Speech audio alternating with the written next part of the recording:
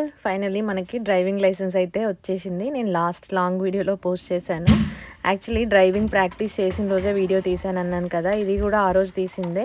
Test దగ్గర మనకి video అలో లేదనమాట. సో, నార్మల్లీ యూఎస్‌లో డ్రైవింగ్ టెస్ట్ అంటే మనం అపాయింట్మెంట్ బుక్ చేసుకున్న టైంకి ఎళ్లి నించొని టోకెన్ తీసుకొని వెయిట్ చేస్తే ఒక ఎగ్జామినర్‌ని అలాట్ చేస్తాడు. మా డాక్యుమెంట్స్ అన్నీ సబ్మిట్ చేయాలి వాళ్ళు అడిగినవన్నీ.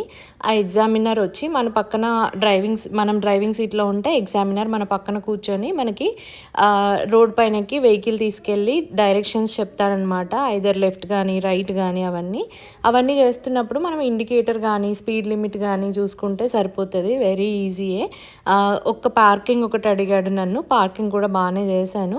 ఫైనల్లీ మనకైతే లైసెన్స్ వచ్చింది. ఇంకా డ్రైవింగ్ చేసుకోవచ్చనమాట ఫుల్‌గా ఎవరు లేకున్నా గూడా.